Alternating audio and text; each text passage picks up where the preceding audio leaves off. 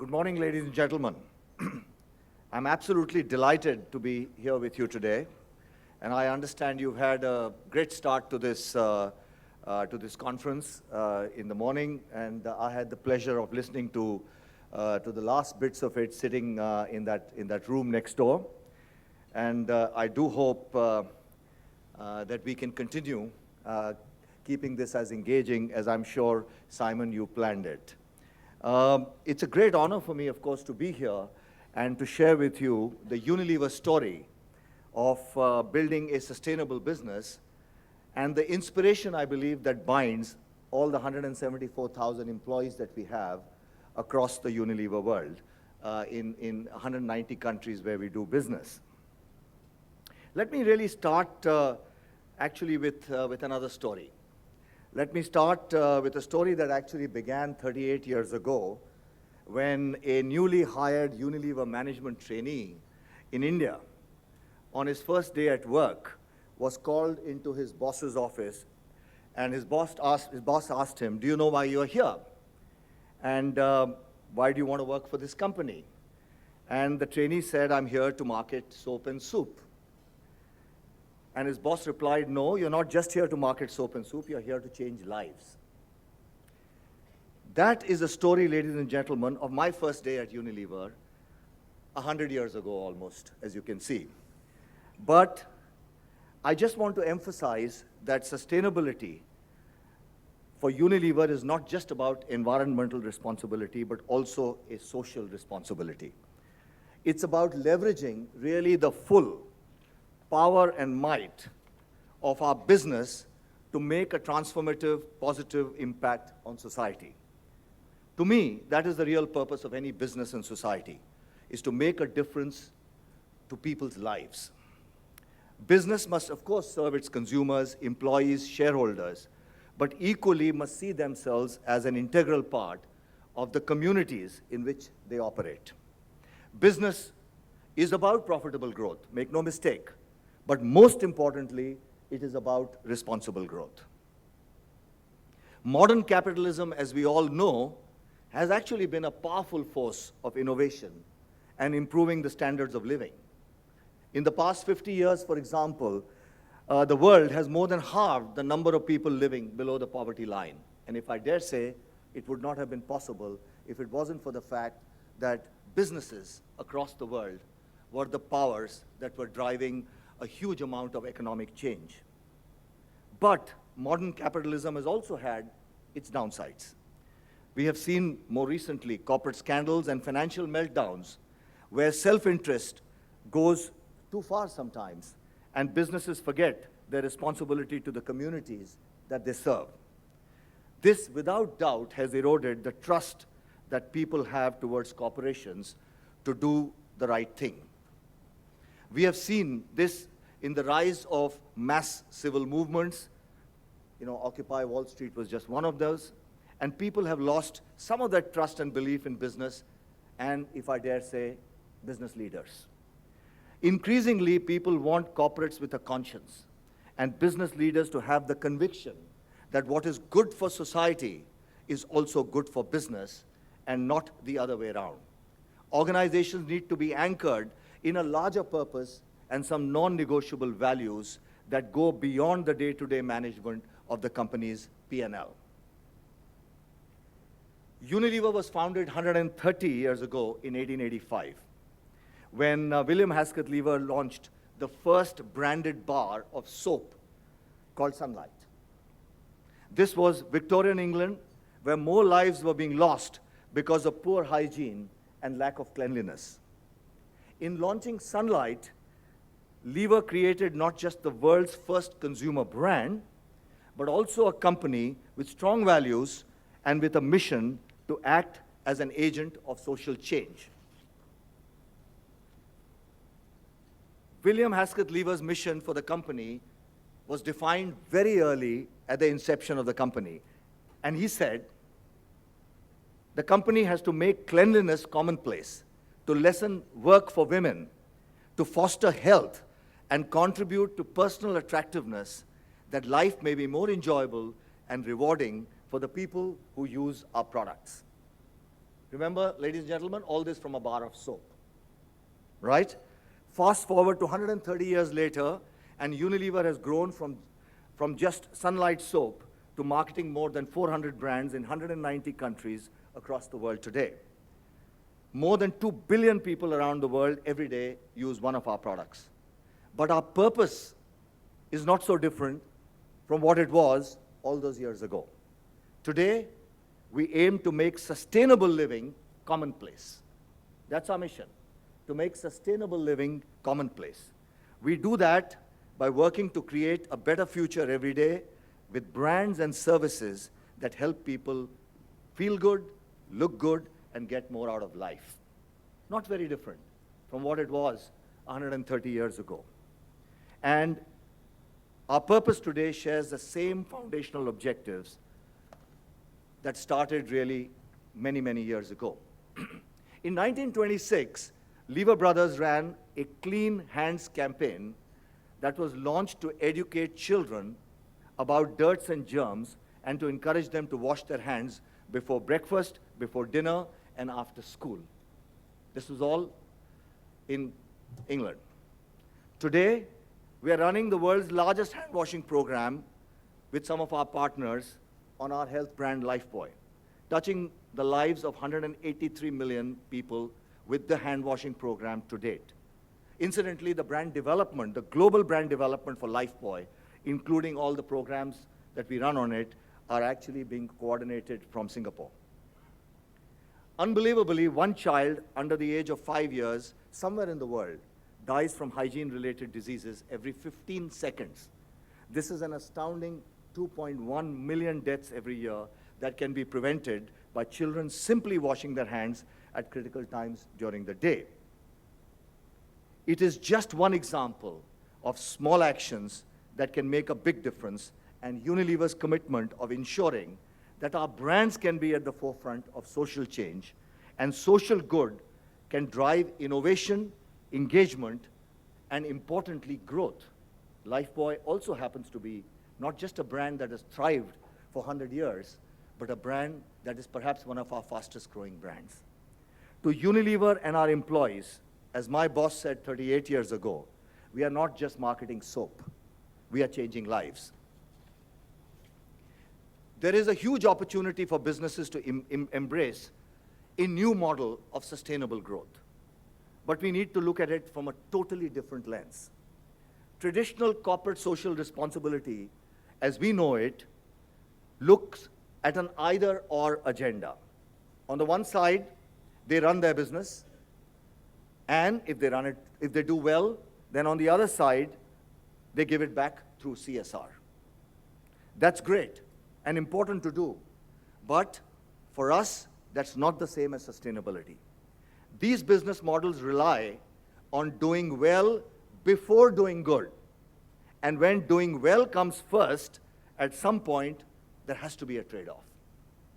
Sustainability or a sustainable business is moving from the either-or model to an and agenda. How do we do well and do good? How do we do well by doing good? We need to decouple our growth from our negative environmental impact and importantly couple it with positive social impact. That, in a nutshell, is the business model that we want to embrace as we go forward. For us, what that means is that we embed sustainability into the heart of our business model, into our brands, into our operations, throughout our value chain, with our suppliers, our retailers, and importantly, with the billions of consumers. In 2010, we launched the Unilever Sustainable Living Plan, or the USLP, as we call it. Our vision is to double the size of our business while reducing our environmental footprint and increasing our positive social impact. As you notice, this is about growth, and I'll come back to that. As a business, we recognize that we have to improve our consumers, we have to help our consumers improve their standards of living. But at the same time, we must play our part in doing so responsibly and sustainably. Our world will continue to need sustained economic growth. to lift millions of people out of poverty, and to provide people with a continued improvement in the quality of their lives that you and I are used to. However, if the developing world consumes in the future at the rate of the developed world, we would need between 3 to 5 planets. And ladies and gentlemen, that is clearly not an option. Therefore, all of us have to play a role in delivering economic growth, but also responsible and sustainable growth. The USLP is a growth agenda, but an agenda that commits itself to responsible growth. It's a holistic approach in the way we run our business and manage our entire value chain.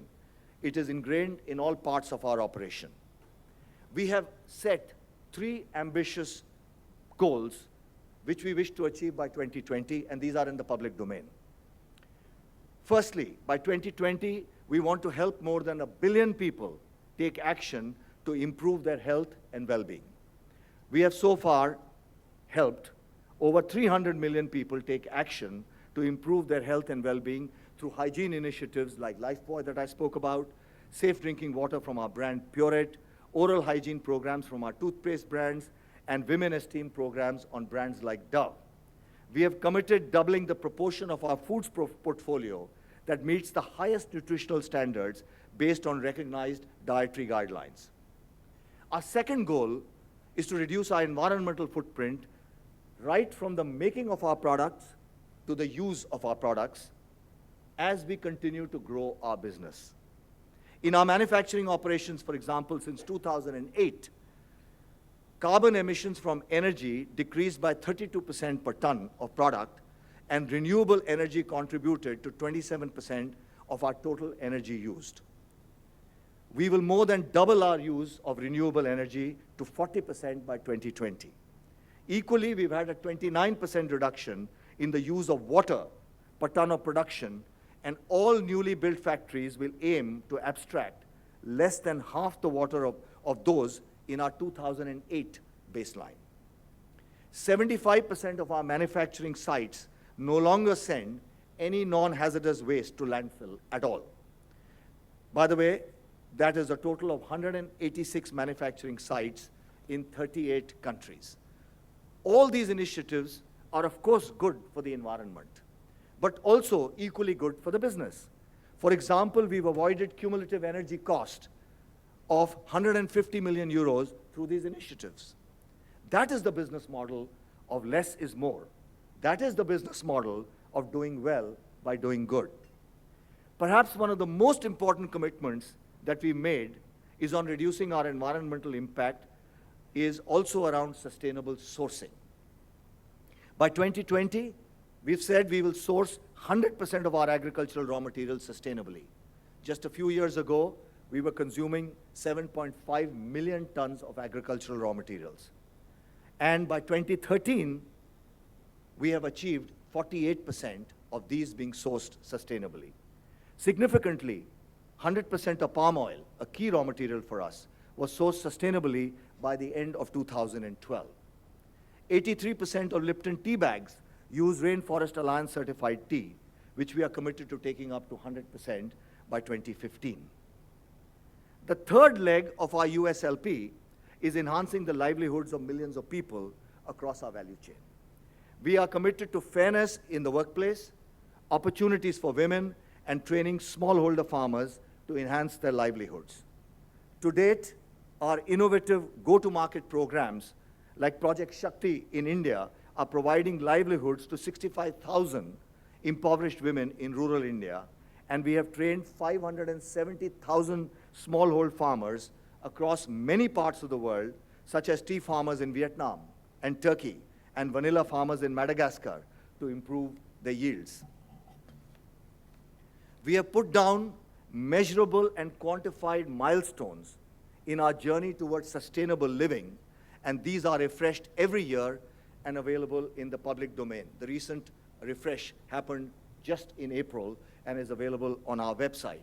But the point I'm making is that in the process of doing business, sustainable living is a comprehensive agenda that we have to embrace across the economic, environmental, and social aspects of doing business. I want to conclude by talking about two very important aspects of delivering sustainable and responsible growth. And that is, A, the role of brands, and two, the role of partnerships. We are a fast-moving consumer goods business, and our biggest multiplier is the fact that 2 billion consumers use our brands every day. Any small positive action that we can trigger through our brands gets amplified 2 billion times. That is our biggest agent of change. Small actions amplified into big differences through our brands. I'll give you a couple of examples.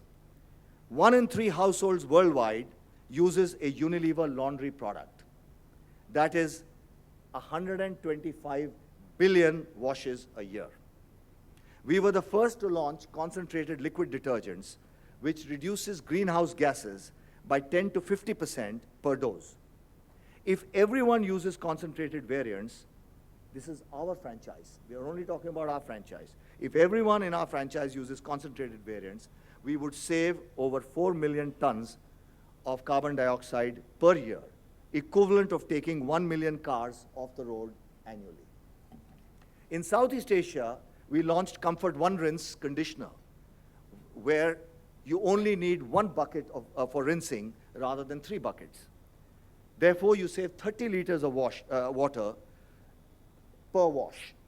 This would mean more than 500 billion liters of water if we can actually convince all our consumers in Asia and South Asia and South Africa to use Comfort One Rinse. Now, these are everyday products. I mean, you know what? In one sense, you can say, is this a big deal? But in another sense, I can tell you, it is indeed a very big deal. Because at the end of the day, we are in the business of brands. And you can see it is really these small actions that are making a big difference. Give you another example. Our R&D and product teams are constantly working to create better products with less packaging. In 2013, we launched, and this is, by the way, the newest of our initiatives in this area, we launched smaller, what we call compressed deodorant sprays across 3 of our well-known brands, Shore, Dove, and Vaseline in the UK. These sprays use half the propellant, around 25% less aluminum packaging, and a third less road transportation, meaning that carbon footprint per can is around 25% less. And this now we would like to extend across the world. If 1 million users use a compressed deodorant instead of a regular product, we could save 124 tons of carbon dioxide and 7 tons of aluminum. This equates to carbon dioxide emission of a car traveling 22 times around the Earth and enough aluminum to make 3,500 bikes. Small actions, big difference. Finally, no change can be material without collaboration and partnerships. As we have been going through our journey, we also recognize that we really need to build and be part of a larger ecosystem. To do that, we need to go beyond what we can achieve in our own operations and with our suppliers by stepping up our engagement to work with governments, NGOs, and others in our industry on these important issues. Let me just give you one example from 1996 with Worldwide Fund for Nature, when Unilever established the Marine Stewardship Council, an independent organization which stipulated the criteria for sustainable fishing methods. One of our products at that time was fish fingers. In his speech, our then chairman, Unilever chairman, summed it succinctly. He said we must be able to guarantee sustainable production if we wish to continue to satisfy the wishes of the consumers and thus survive as an enterprise. And then he said, no fish fingers. It is as simple as that. More recently, there are several other examples of how we are working together with a coalition of partners to really work towards more sustainable palm oil sourcing and creating a sustainable palm oil sourcing policy. At the industry level, we are working with NGOs, multi-sector groups, such as the RSPO, the Roundtable for Sustainable Palm Oil, the Consumer Goods Forum, and the Tropical Forest Alliance. 12 years ago, we thought it was impossible to refrigerate our ice creams without the use of HFC. 10 years ago, we set up refrigerants naturally with the United Nations Environment Program, Greenpeace, and others to set a clear target to change that. 6 years ago, we applied to the US Environment Protection Agency to allow the use of alternative natural refrigerant technology to be used in the US. 4 years ago, 400 members of our Global Trade Association, the Consumer Goods Forum, committed to begin an HFC phase out by 2015. That is how we have created change, by not just doing things alone, by working with our partners. So, ladies and gentlemen, I can hear the bell. It is important that we grow our businesses. It is equally important for corporates that we also become agents of social change. And it is this dimension of responsible and sustainable growth that will truly differentiate the great companies of the future. Make no mistake, the world needs good businesses. However, the expectation of the world has changed, and we need to break the status quo. Paraphrasing the words of Mahatma Gandhi, we must be the change that we wish to see around us. Thank you very much.